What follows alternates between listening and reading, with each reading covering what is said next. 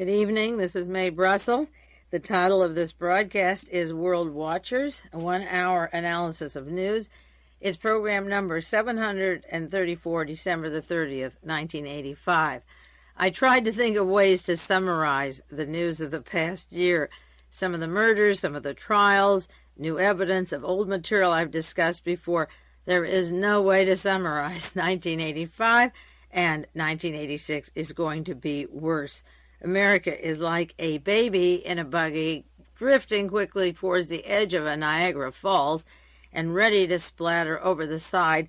We're in a condition that it's just not describable. There's a president, Ronald Reagan, Vice President George Bush, the Attorney General Edwin Meese, a CIA Director William Casey, National Security Council run literally now working its way up is Sven Kramer, who is in the news all the time, although we have a new National Security Advisor, Mr. Poindexter, for a while, FBI Director William Webster, and all of them involved in either covering past assassinations, covering up the court cases, part of political assassination plans, some of them directly, the President, the Vice President, Edwin Meese, knowledgeable, all that, and William Casey of the CIA, and not allowing the courts in any way to work, major witnesses being murdered right and left, and a real lawless society that is going to have a lot of pain and a lot of disruption because matters weren't tended to properly as they appeared,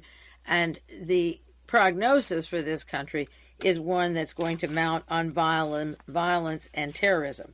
In the past years, I've been on the air 15 years, and unfortunately, I've only published 6 articles, although I don't know if I wrote more, if people would read them, and I don't know if what I wrote is understood by most of the people who even do see it. But they were good stories, and they summed up an overview from a long time ago of material that's surfacing now in the news and that people are being able to admit did happen or did affect events. And I had an overview in these 6 articles that I hope this year maybe to publish into one volume, if not this year, next year, and then update what happened in 1985. If you sit down and read these 6 stories, 1, why was Martha Mitchell kidnapped? This goes from Watergate to the Kennedy assassination and back to Nixon's role in with the Nazis. It came out in 1972. The Senate Select Committee is part of the cover-up in 73. That's how the Watergate investigation was identical to the Warren Commission, and you can go back. The Warren Commission had the same people and was part of the Nuremberg trials and the cover-up. Then I wrote the SLA is the CIA in 1974, and that is the precursor of the Posse Comitatus, the Nazis in America, Commander Cole in the Bay Area, the murder of Dr. Foster, Marcus Foster, with the cyanide bullets, Reagan as governor, and now he's president, Meese as legal advisor, and now he's attorney general. And that same year, I wrote as Howard Hughes dead and buried off a Greek island. And in 1985, we see the Hughes aircraft is bought up by General Motors, one of the largest supporters of Adolf Hitler, and these 2 large corporations combine, and the Hughes Medical Center is off to be the recipient of millions and millions of dollars with accountability to nobody.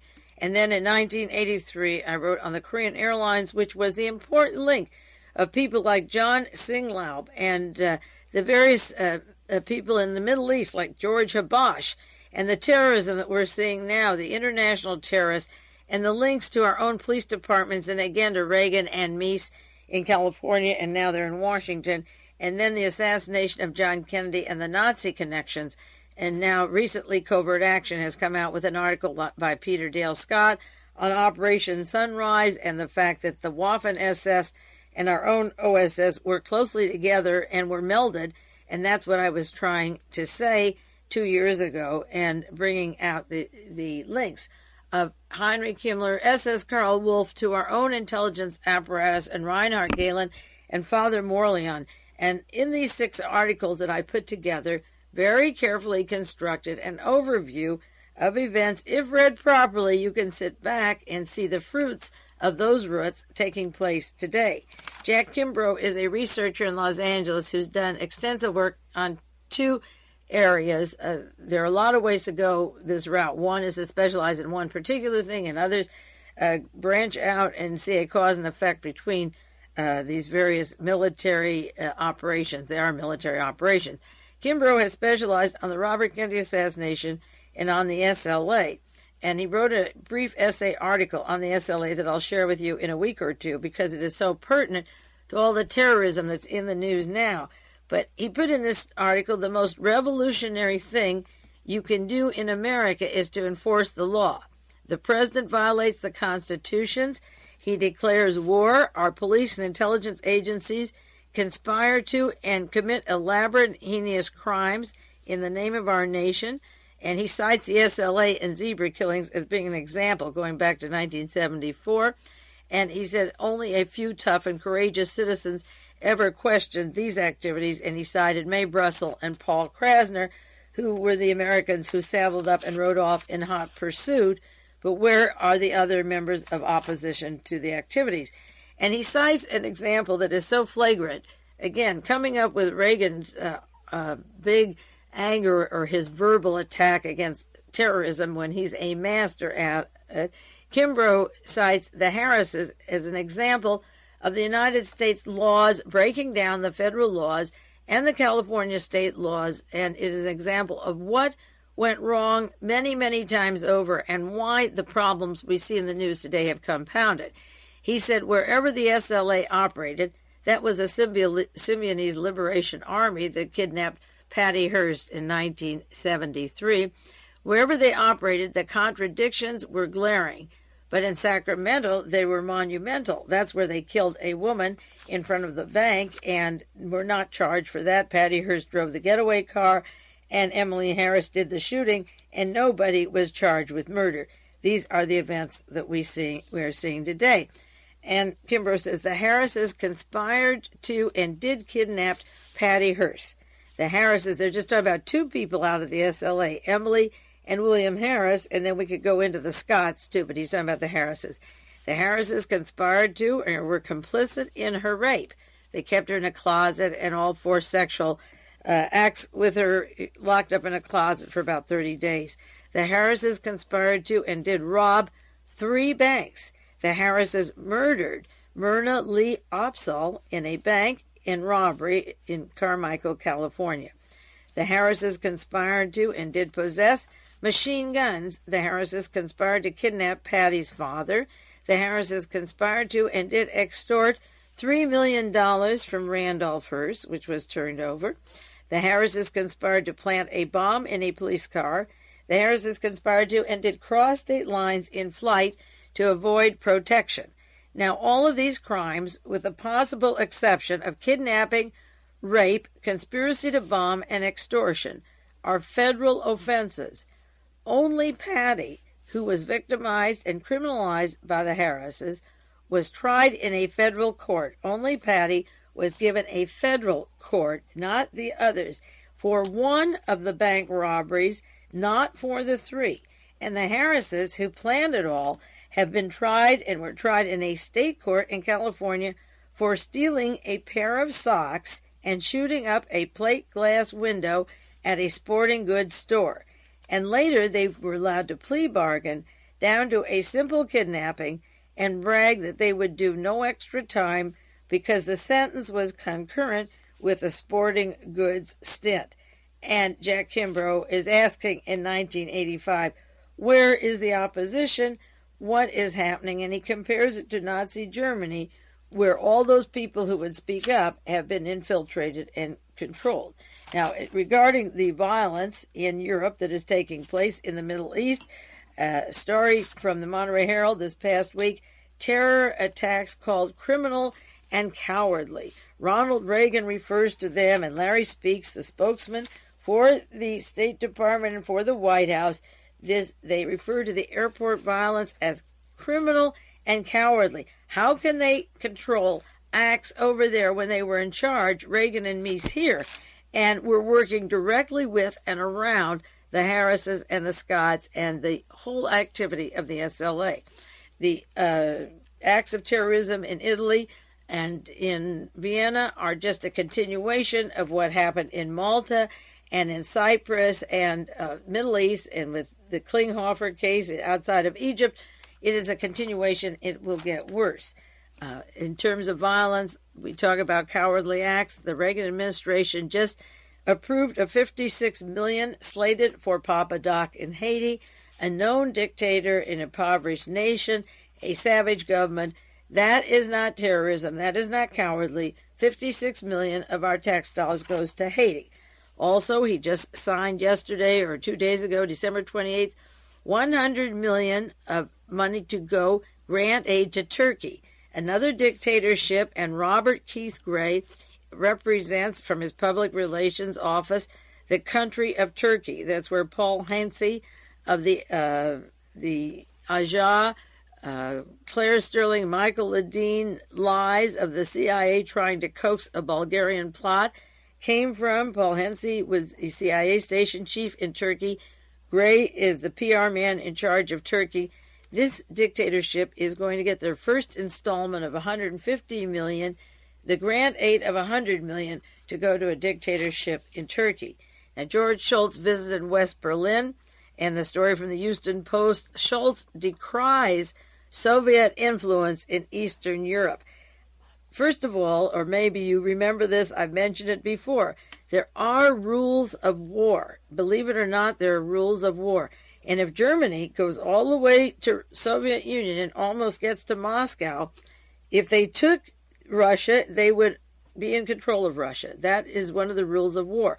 But if the person who is attacked pushes a invading country back to a certain point at which the war is stopped, they have that country or countries and are in charge of those after the war, aren't allowed to keep those countries. Those are the rules of war. And George Shultz is over there stirring up trouble because of the Soviet influence in Eastern Europe. How can he go to Europe, to Romania or Hungary or Yugoslavia, and tell them what to do after what America has done in El Salvador?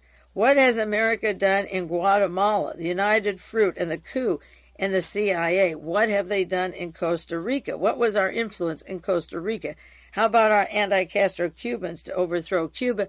And are worrying about Cuba, why wouldn't the Soviet Union worry about West Germany at their borders, including Afghanistan, that borders on the Soviet Union?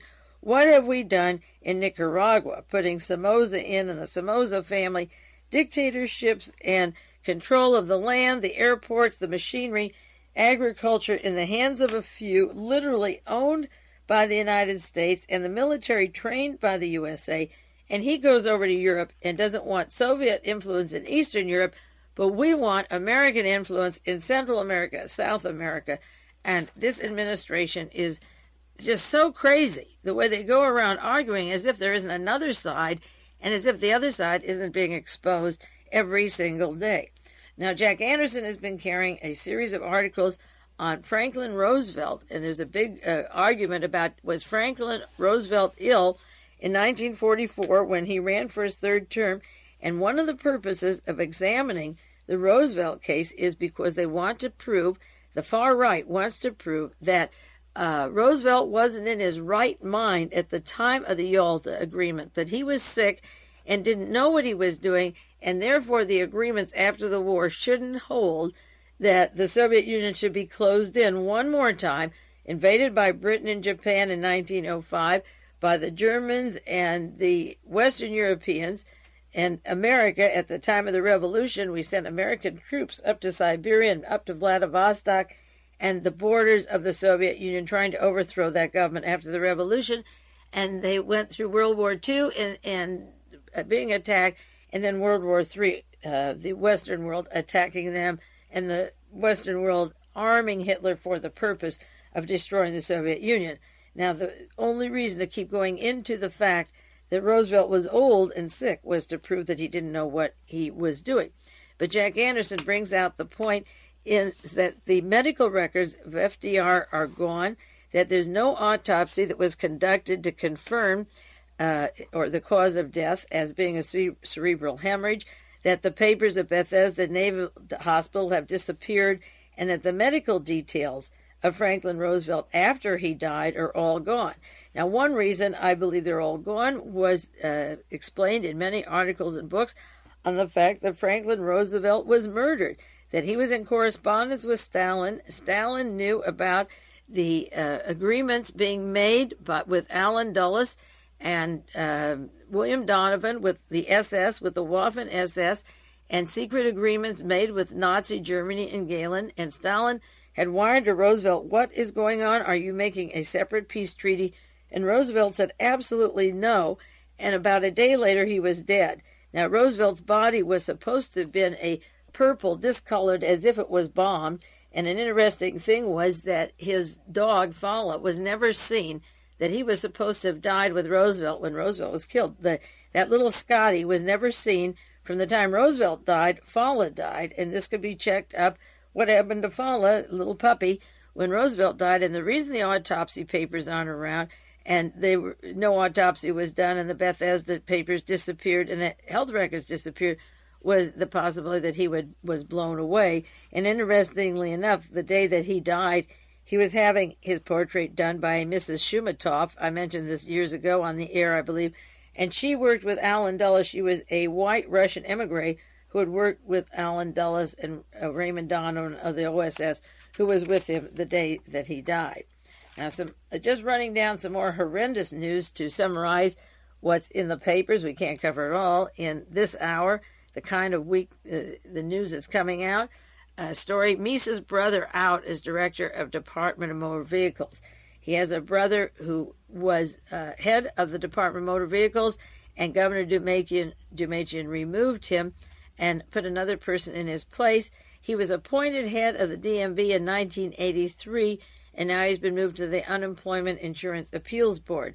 It is horrendous to have the brother of the Attorney General, this Attorney General, as head of the DMV, because the Census Bureau and the DMV work very closely to find and locate every single person in America. And between the post office, when people move and mail comes to them at a general delivery, or the Department of Motor Vehicles, when you change your address, or the Social Security, those three, they can find any person in the United States within an hour or 2 hours and locate their residence. And the census isn't supposed to use the Census Bureau, the DMV, but they do. And it is a great organization for locating every person with a driver's license or with an identity card. If you don't have a car, you can go there for an identity card. And Mises' brother was head of the DMV and has been removed. Now, the newspapers, in terms of the violence in Europe, have run stories, PLO faction stages attack, American officials indicate. And then begins the confusion where the stories of the Middle East violence, just as the one in Malta that I cited, or the TWA, or the Egyptian, the Klinghoffer, could all be provocateur type of actions. And in the articles, they refer to Abu Nidel, the terrorist, as being behind these. And then they want to blame Mr. Gaddafi in Libya. And then another story this morning says Nidel and Gaddafi are bitter enemies. They don't get along. And the United States is begging Israel, don't retaliate yet. They use words like indiscriminate killing, our officials, but they can't ascertain the blame. They're suspicious of Nidel. It's a new faction, a breakaway faction of the PLO. It's a pattern of Nidel. They believe Nidel is working with Libya. All guesses. And with all our CIA, defense intelligence agencies, and all the fundings into what is going on in other countries, the motive is missing. The relationships are missing. They're trying to work Mr. Nidel into being a new Carlos. Carlos faded away after his links to the CIA became so overt to Edwin Wilson and Frank Turple and that gang and Samuel Cummings in London. Once those links were identified, Carlos disappeared. Nidel has also been identified as working with the Israeli intelligence.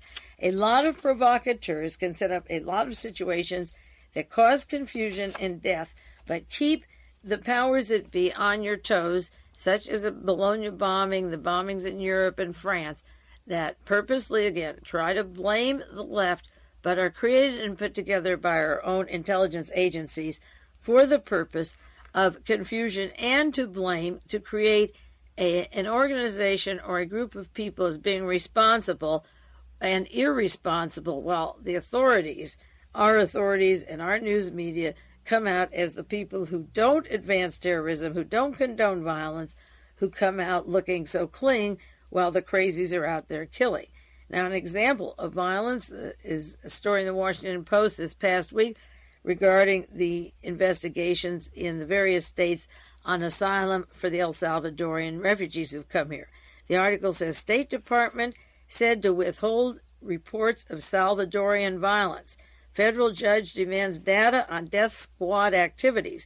He claims that in trying to find out about the sanctuary movement in Los Angeles or in Texas, that the federal government has lied about the amount of people murdered, and the judge in Los Angeles, federal judge, criticized the government for not disclosing the reports on political violence in El Salvador. He asked for such documents as report on death squads in El Salvador, torture update. U.S. District Court Judge David Kenyon said it appears people don't want to give the court information on the death squads in El Salvador, and to be brutally frank, the State Department and the government are playing hardball here.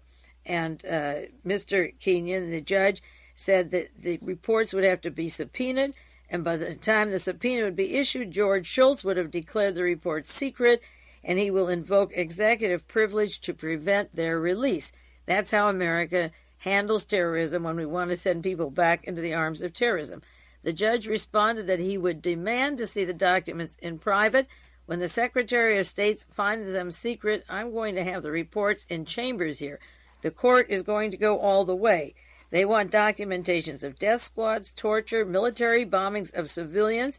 The government is withholding those documents to protect their own foreign policy, as we just sent 20 or 26 million to El Salvador last month. It was earmarked for El Salvador. Now, there's been a request for these papers to see just who are we sending these people back to, and there is a judge in Los Angeles asking about it. This past week, there was the disappearance, and I assume the murder, of a reporter down in Argentina. The story reads as this. It's from the San Francisco Chronicle. Argentine cops probe the kidnap of a reporter. Buenos Aires. An Italian journalist is believed to have been kidnapped when he was escorted from his home Sunday by a man who identified himself as a police officer. This is December 27th. A police communique said that Jose Palozzi, P-A-L-O-Z-Z-I, had not been summoned by the police and that the authorities are treating it as a kidnapping. Palozzi is known for his articles he wrote in 1982 on the activities of the illegal P2, the Masonic Lodge, and their relationship to the Argentine government and the top-ranking Argentine military officers. One of those officers is Mr. Maselli, and he's just been given a life sentence for murders and activities in Argentina, and I'll do more about him and his brother in San Francisco probably next week. Palazzi filed charges December the 3rd against officials of the former military government for collecting commissions on their arms deals with Italy, and he told the prosecutors that he had evidence to prove his claims. He has lived in Argentina for several years, was last seen Sunday, this is December 27th, at 11:30 a.m., when a man came to the door and said he was a policeman and wanted to question him at the headquarters. In his 1982 article, Palazzi charged that the top-ranking Argentine military officers directed their local operations of the Italian-based Propaganda Tua Lodge in Argentina after Licio Gelli was forced to flee Italy. He was taken back to a Swiss prison and left there, and he was forced to leave there, and he went to Argentina. And he was in Argentina after the war until the 1950s because, as a member of the Waffen SS, he had left Italy and then went to Argentina and was brought back to Italy to form the Masonic Lodge in the P2. So this Italian journalist investigator is for all purposes dead. Now, this very controversial shooting in New York City of the primary suspect in one of the major drug trials going on, Paul Castellano, has been covered up as of this date. This is December the 30th. A story in the San Jose Mercury last week. Police identified two who killed New York mobsters. The New York detectives tentatively identified two of the three gunmen who executed crime czar Paul Castellano and his chief of staff on a busy street, a police source says. The police have impounded at least 3 black late-model Lincolns that fit the description of the car in which the killers fled. Now, on television, they described 3 black men who shot the mobsters. Let's find out if they are like the black men who shot Dr. Marcus Foster in Oakland, the SLA killing, who are white people with black faces. I don't know the secret. It's been 1 week since the men were caught, or allegedly caught, who shot Paul Castellano and his driver, and they haven't been identified in the newspapers as of this date. I also incidentally called Florida and the Florida newspapers to see if I could get any more information on Gaetan Fonzi, and they have no record of his murder or death in Florida. The witness, primary investigator for the House Select Committee on Assassinations, Ted Gandolfo, told me he was murdered in Florida, and he said he got it from Representative Bob Green. And the newspapers down there have no record they put into the computer of a Gaetan Fonzi being killed in Florida, so I have to follow that up some more. Now, Wednesday, December 18th, regarding the killing of Paul Castellano and his driver, the San Jose Mercury had a large headline, Gangland Slaying Linked to Racketeering Trials. Right in the open, we have a trial, and he's been killed, but there still hasn't been a follow-up of who the people were who killed him. Just this week or this weekend, a foe of apartheid in Africa died in a car crash. Molly Blackburn, a head-on crash, along with an attorney, Brian Bishop. 2 of the most prominent opponents of apartheid were killed. It was a head-on crash, and the newscaster said absolutely no connection to their political activity. Even her husband said there was no connection, and yet I saw a movie on Idi Amin. It's on videotape. I've seen it in the catalogs. You can get it if it's the same movie I saw in New York, and it showed how he trained kamikazes of his own troops and people, and of course Frank Turple was there working with Amin to commit murder or to die. The kamikaze do their own murder in the act of the cause that they were working for. And I don't believe for a moment that there aren't people in South Africa kamikaze trained or assigned for this role who didn't wipe out these 2 people at the time of this crash. The fact that a car met them head on and that the driver died doesn't at all mean that it was not political, and I don't believe that just to say it is not political by the husband or the authorities doesn't mean that they weren't killed. The realm of coincidence is way being tilted overboard with all the recent murders. Many of you read about the murder, all of you might have read about the murder of Ludmila, I can't pronounce it, Kondratjeva, Kondratjeva of Santa Monica, the 38-year-old Russian emigre. She's only been in this country 5 years. The primary witness in a trial that the FBI would like to get out of, the first FBI man, caught with espionage. He was acquitted in the last trial. She's the primary witness. The trial was about to take place again, and her car fell over a cliff in Santa Monica, and for one reason or another, they thought that this was a murder and not just a coincidence, because her body was in the back of the car and the roof of the car was caved in, and they didn't see how she could get to the back of the car. Her position was the one that indicated murder. Well, if that was indication of murder, then Grace Kelly ended up over a cliff in the back of a car, but that wasn't murder. That was just a bad fall, and no explanation how she could get in the back and another one couldn't.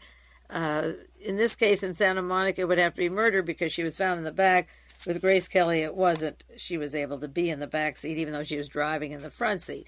The mechanics are ruling it out in one case and being sure of hanky-panky in the other case are interesting because the situations were similar, but they feel that this witness that was working, trying to prosecute Mr. Miller, has been killed. And remember, the Russian woman up in Canada who went flying out the window just at the time that Mr. Yushchenko, the Russian spy, was saying that he'd been drugged and kidnapped by the CIA, and he was allowed to go back to the Soviet Union.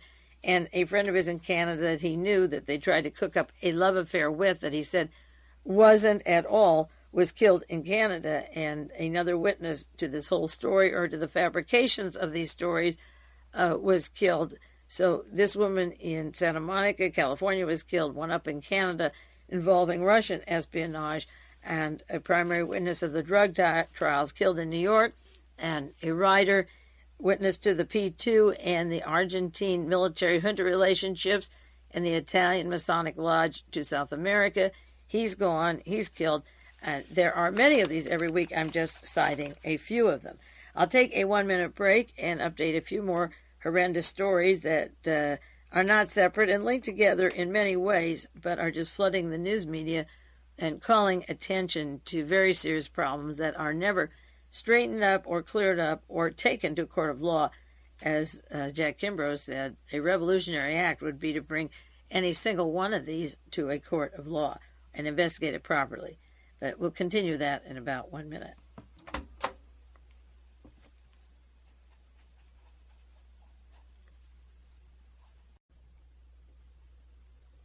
This is Mae Brussell. It's the second half of a 1-hour broadcast called World Watchers, in case you picked it up just at the end of the half hour or in the middle of the first hour. It's broadcast number 734. And next week, I'm going to give on the air, and also with the printed sheet that accompanies the broadcast, the names of the publications that are putting out a lot of good information, some from the far right, such as Liberty Lobby and Lyndon LaRouche's Executive Intelligence Review, to the Soviet Union New Times. And there are many publications that have a lot of material that I will never, ever be able to share with you.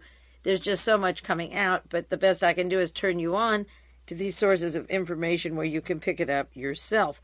I was with a woman from Washington this past week. She lives in Virginia now, has been closely associated with inner circles and the powers that be in Washington, D.C., and the subject came up about the farmers and the Posse Comitatus and the Nazis and the influence of them, the American Nazis, to the farm closures and the turning the minds of these people to anti-Semitism, racism as the cause of their problems as they foreclosed the farms. And I asked this woman, do you read the Washington Times? She lives in Virginia now, and because it's written by Reverend Moon, there's a lot of people that will only read the Washington Post. In Los Angeles, people read the LA Times. They won't read the LA Herald. They have their favorite paper and don't read two in the same city, which is a terrible mistake, because I just cited last week on World Watchers the 2 full-page articles, not just columns, but 2 full pages on Richard Butler, the Posse Comitatus, the Order, the Nazi Party, the farmer suicides, the farmer problems, and the indoctrination of them to the right wing. And just today in the San Francisco Chronicle, December the 30th, there's a long story, Neo-Nazis Organize New Secret Cells. Now, one thing to keep in mind is that these Nazis who changed their names, such as the Minutemen became the National Alliance, or they changed their names, they had planned from the early 60s to have cells every 20 miles with weapons stockpiled to overtake the United States. So these are not new, and they're not secret. That's sort of a contradiction, because there's been a lot of material out on them, but there are not enough people reading it. And the San Francisco Chronicle has a story by Bill Wallace. He says that last spring, officials, when they arrested the 23 members of the Nazi Brotherhood of Silence, thought they had neutralized the group and had stopped the right-wing movement, the national right-wing movement. This was supposed to be the stopping of the Nazis, which all of us know wasn't the stopping of the Nazis. It was simply putting 10 people on trial. And incidentally, the jury's been out a week and a half and can't come to a conclusion on the guilt of those 10 people. There were 22 indicted. One's out free, 10 on trial, and 11 pleaded guilty to the crimes. And still the jury, it's taken a week, and it may be a mistrial by next week, we see. I don't see how it can be, but in America, goodness knows what is happening up there that the jury can't decide on those charges. But this story goes on that 200 representatives of militant right-wing organizations met in Michigan this last October of 1985, and a speech was given by neo-Nazi leader Matt Kohl, Koehl, and he noted that the mass media was covering the Brotherhood of Silence. Now, the other name for the Brotherhood of Silence is the Order, but that's identical to Adolf Hitler's title of his groups, the Order, and this writer calls it the Brotherhood of Silence, which is new to me. I don't know why he's using that name instead of the Order, and he says that people are finally taking notice and taking us seriously. Now, Matt Kohl is one of the Nazi leaders that was in San Francisco at the time that Dr. Marcus Foster got the cyanide bullets in the SLA case. And if that were investigated properly, the Dr. Marcus Foster murder, it might link directly to San Francisco, the police, and the Nazi organizations all working together. This article says the Order and the Brotherhood of Silence, and the others praised their organizations, that they have secret militant cells that they're organizing underground, and they praised Mr. Matthews, who died last year at the shootout, Robert Matthews, and they supply funds for his wife, Debbie Matthews.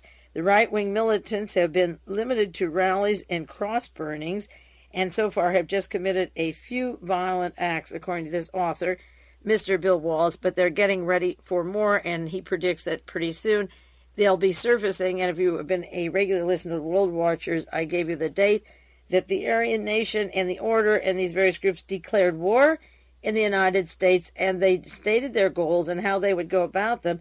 And since they declared war, there have been endless violences, car accidents, and murders that have not yet been linked or attributed to these people, but which I know are related to them. The article cites that some key members have gone underground, such as Richard Scutari. He's the one person out of the trial of the 22 who's still out loose. That much of the $4 million stolen from the Ukiah Bank has never been found. And this is interesting. They quote a Larry Broadbent, an Idaho sheriff, who tracks militant groups. And he pointed out that many right-wing groups supported the Brotherhood. They were unscathed by the racketeering trial in Seattle, although the Klan, the Aryan Nations, and the white American resistance groups received money stolen by the gang in Ukiah. The Covenant and Sword and Arm of the Lord harbored their members from the law. Mr. Broadbent noted that none of the groups had been indicted as co-conspirators in the Brotherhood crimes. Now, that is what I mean by following the law, or what Jack Kimbrough says, obeying the law. To rob a bank of $3.5 million is one thing. To put the men in jail for doing it is another. The fact that he gave it to the top Nazi groups around the United States, and that they used the money, and they know where the money went, and they're not brought in as recipients of the money, cries for an investigation. One of those men is Mr. Metzger, who allegedly received money. Then he links with Mr. Farrakhan, Louis Farrakhan, who's receiving money from Gaddafi, from Libya. And the tangling of CIA money and Nazi money and the protection of the people who receive the money is outrageous. Stealing it isn't the crime, but spending it for Nazi cells is worse, because it doesn't belong to the men who stole it. They passed it on to the organizers. So he cites here the $4 million stolen, which has never been found yet. In the court testimony, they said who it went to and where it is.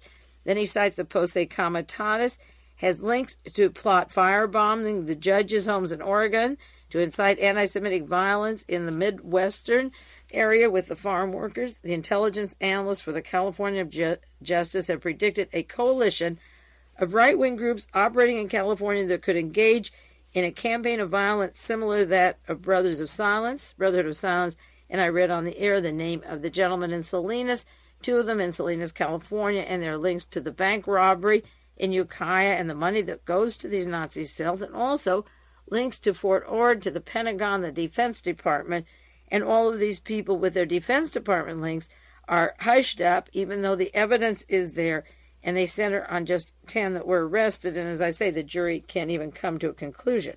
Robert Miles, the neo-Nazi leader who hosted the conference in Michigan, and Louis Beam, a Texas Ku Klux Klan leader, are the chief advocates of the right wing's new emphasis on violence, and this is similar to the PLO and the terrorism of Carlitz and the agent provocateurs.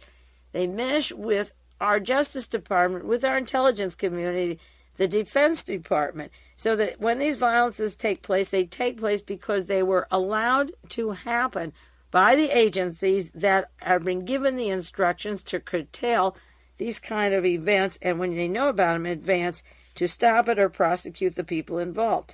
This article goes on, the Brotherhood of Silence is a faction of Idaho's Aryan Nations Church, among the first militant groups to engage in propaganda of the deed, which means go out and be violent. Now stop the talking and be violent. And again, the Aryan Nations is Richard Butler from the U2 program from Lockheed, working with the Defense Department, putting on a collar, calling himself a priest, and setting these people out to do violence. The San Francisco Chronicle article says the Brotherhood is a gang connected to a national network of right-wing groups dedicated to overthrow America's Zionist occupation government, the elimination of Jews, and white race traitors. And it links the Klan, the Aryan Nations, the White American Resistance Movement, Jim Ellison's Covenant Sword and Arm of the Lord, and they leave out the very important National Alliance, which is set up by William Pierce with his Turner Diary, which is the Bible of these people who worked for United Technology and the Air Force and comes out of Colorado and taught in Oregon. William Pierce is the primary connecting link with the big money and big military, and he's not even named here, even though he's very much a part of this group. And William Pierce just last summer attended meetings of John Singlaub's World Anti-Communist League, and I want to do more on that later. This article says a few people proposed joining forces with Louis Farrakhan, the black separatist who has drawn criticism for his anti-Semitic speeches. He said, and Tom Metzger, the Nazi, said, America is like a rotting carcass. He said, the Jews are living off the carcass like the parasites they are, and Metzger allegedly was the recipient of some of that bank robbery money, and Metzger allegedly gave money to Louis Farrakhan and attended his meetings in Los Angeles. He says Farrakhan understands it, but the superior whites don't. So this article brings out the issue of why aren't the people who receive the money from the bank robberies being charged, and then you'd hit the really big people who use the robberies for their funds for future problems. There's also a picture in the San Francisco Chronicle of three people: Tom Metzger, the head of the white racist group. He has radio and TV shows and cassette videos giving all of his Nazi propaganda. Louis Beam of the Klan, and Robert Miles, who hosted the group in Michigan. And this picture of them goes on. There's literature here in the San Francisco Chronicle about their role of computer network that sets them all together, that one of the most militant factions is Louis Beam in Texas. Beam, a veteran neo-Nazi, is the ambassador at large for the Aryan Nations. He allegedly received money from the Brotherhood of Silence bank robbery, the armored card heist. In an interview with the FBI last spring, Bruce Carroll Pierce identified Beam as a member of the gang and said the Brotherhood assigned him the name Lone Star. Beam, like Richard Butler, denied receiving the money, but they haven't found the money, and it would be easy enough to find out. As long as they have the people who robbed for the money, give a harsh sentence and give them 20 years of life in prison until they tell where the money went and check out if they're telling the truth, and you'd have it in no time. Now, behind all these policies of destabilization are a group of far-right-wing people headed by Henry Kissinger and Zbigniew Brzezinski. Brzezinski worked with the Carter administration in putting in John Paul II, the Polish Pope. He was instrumental in covering up the CIA involvement in Jonestown, where 900 black people were killed. And there are three important articles this past week on the linkage of the far-right wing and these organizations to Washington, the very things that changed the tone of America after World War II and are getting worse every single day. One story is from the San Francisco Chronicle, December the 30th. State Department woos its critics. Our State Department is now going to the Heritage Foundation to merge their ideas so that the State Department doesn't become leftist, but the far right-wing group will advise the State Department that should be staying out of this kind of propaganda mill. The Heritage Foundation is closely aligned to Michael Ledeen and the recent Israeli spy scandals, and a lot of the propaganda of the various assigned diplomats of the Reagan administration flow out of the Heritage Foundation. The article says the State Department will send an emissary to the Heritage Foundation as part of an unusual effort to improve relations with one of the department's most persistent critics.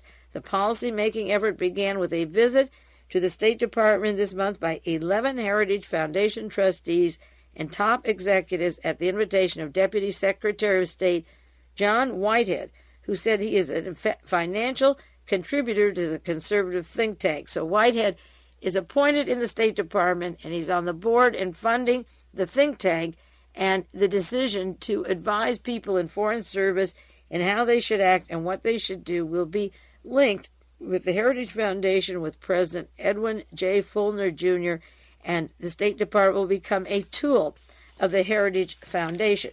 Another story from the Houston Post, December the 15th. Think tanks play big role in shaping national policy.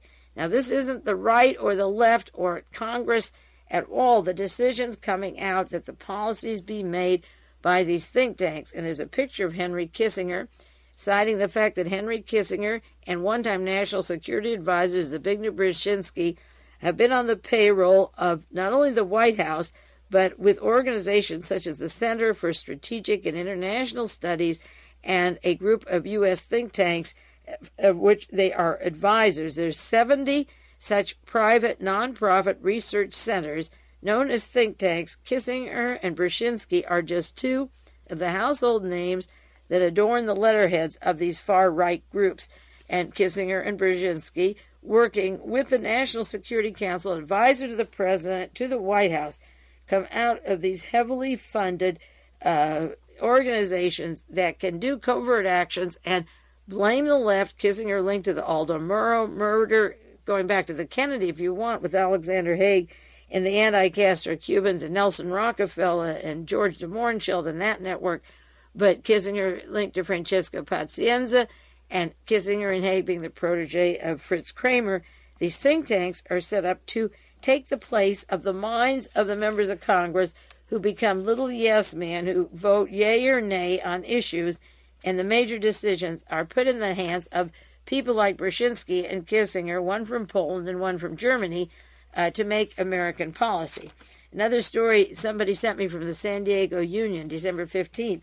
National Security Council was built to fit the palm of a president, and it tells how closely it works with the State Department, and the National Security Council advises the President of the United States, and no matter who is in, whether it's McFarland or Poindexter, it really is in the palm of the President of the United States to make major decisions through the National Security Council, and it tells the role of that agency that was created in 1947 after World War II, that I said became the dangerous voice of the far right that would replace Congress and make the decisions of what this country needs.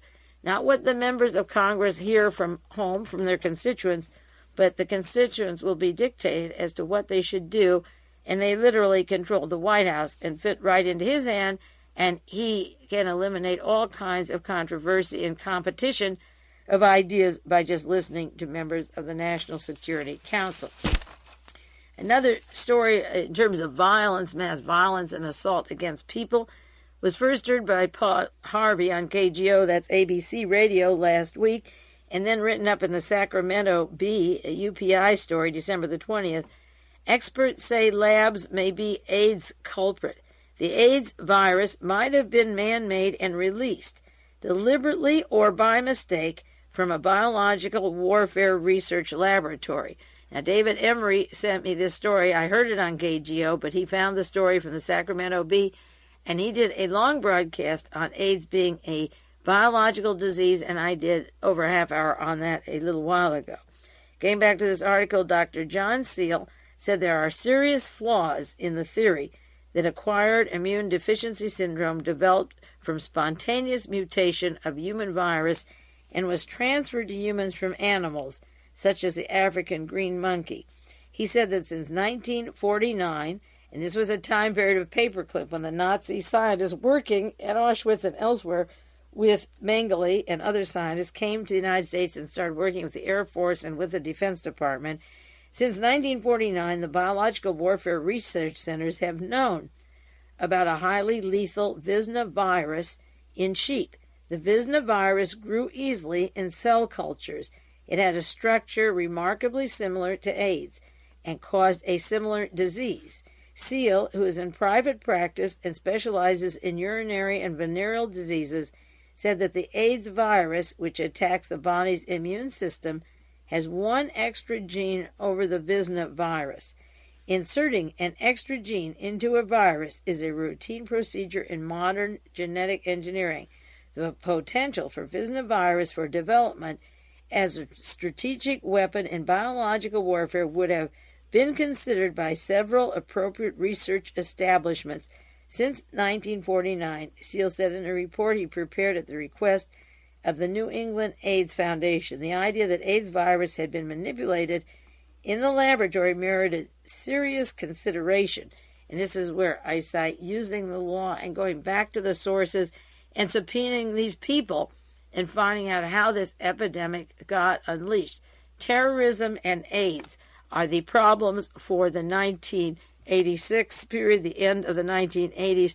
Terrorism and AIDS can destroy this planet with the creation and the expansion of the disease and the creation of the provocateurs and the expansion of terrorism, enough to drive normal, sane people up the wall, and total chaos in almost every country. With the escalation of terrorism, a la Reagan, and then into the future, and the escalation of AIDS and various diseases that are man-made, if the roots of terrorism, even going back to a simple event such as the SLA with all its documentation, the example in the United States, it's hard enough to go to the Middle East with that tangled web, but we could certainly take the kidnapping of Patty Hearst, so simple, and chart out these people that were involved in that event, in the murder of 6 people in Los Angeles that were cremated down there, or the causes of AIDS, the situation of where they were experimented upon in a laboratory. Those things could be pinpointed to man-made events that would stop the rush of terror that's going to follow if they were explored. The if is the silly thing to bring up because it's not going to be explored. But while the solutions are here, I mention them. It's not that they'll be used, but they are here. Now, Dr. Seal said that this had been manipulated in the laboratory, as I say, and that there should be serious consideration. The spread of AIDS has been linked by scientists to sexual contact among homosexual men, blood transfers, and contaminated hypodermic needles. Victims developed one of several life-threatening infections, the principal one being Kaposi sarcoma, a soft tissue cancer, and that's the kind of a cancer Martha Mitchell got that I wrote in 1972 when I wrote, Why Was Martha Mitchell Kidnapped? I didn't realize what would happen to her. Within 3 years she would be dead, but she was injected with a needle at a hospital taken there by Herbert Kalmbach, an attorney for Richard Nixon and for United Airlines, taken to a hospital under another name and given shots, also at the motel in her behind, given shots. And 3 years later, she had that disease where all of the bones of her body just melted and she couldn't stand up and was bruised and died of it. And then some of the other effects are lung infection and also the dangerous brain disease. So was Martha Mitchell injected with the facts and scientific technology in the lab at the time because she was isolated from her daughter and all of her friends and then died 3 years later of that type of cancer? Very serious and being brought up by the medical institutions. Let's see if it's followed up. Now, out of Buenos Aires, David Emery gave me another story apropos to what I was talking about last week, which has to do with the links, again, of Henry Kissinger, Michael Ledeen, Claire Sterling, Francesco Pazienza, and a planned coup for Brazil and for Argentina, those 2 weak democracies that are holding on by a thread that could be thrown every day. And I mentioned briefly a few weeks ago or a week ago the plans to have coup d'etat coming out of Uruguay. Here's a story from Buenos Aires. Guillermo Patricia Kelly yesterday said that Peronist deputy-elect Hermanio Iglesias' presence in Paraguay at an anti-communist meeting sponsored by the FEDAL, this is a group of people of the far right wing, was in response to a decision by the Moonies, Reverend Moon, and the P2, that's the Masonic Lodge, to formalize plans to overthrow Alfonsine.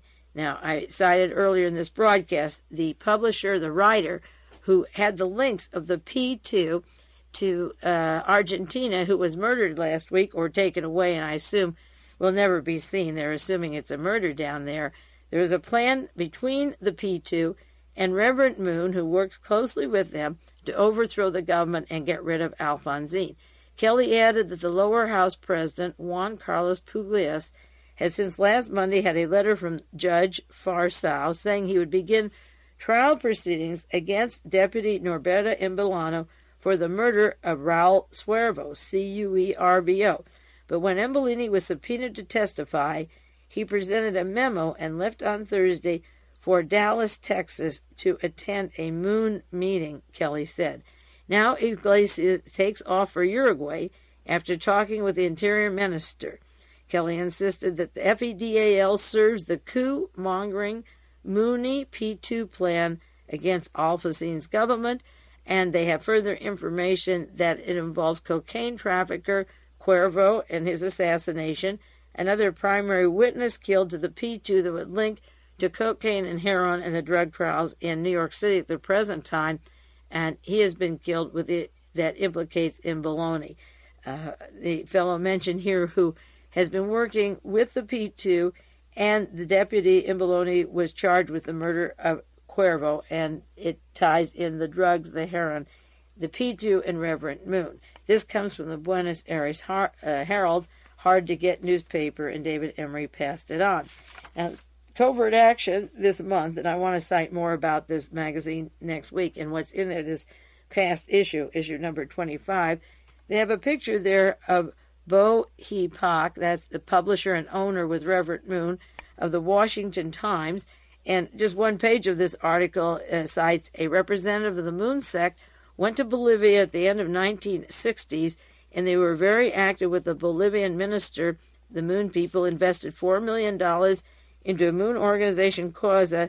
This is at the time that Klaus Barbie was there, and Barbie was honoring the swastika at Barbie's lodge. It was hanging, and the junta leader Garcia, who was involved with the cocaine traffic from Bolivia throughout the world, was entertaining the Moonies down in Bolivia. In May of 31, and May of 31 is the time, May of 81, pardon me, it was just May 31st, 1981, was just several weeks after Reagan was shot in Washington, and 2 months before the Pope was shot.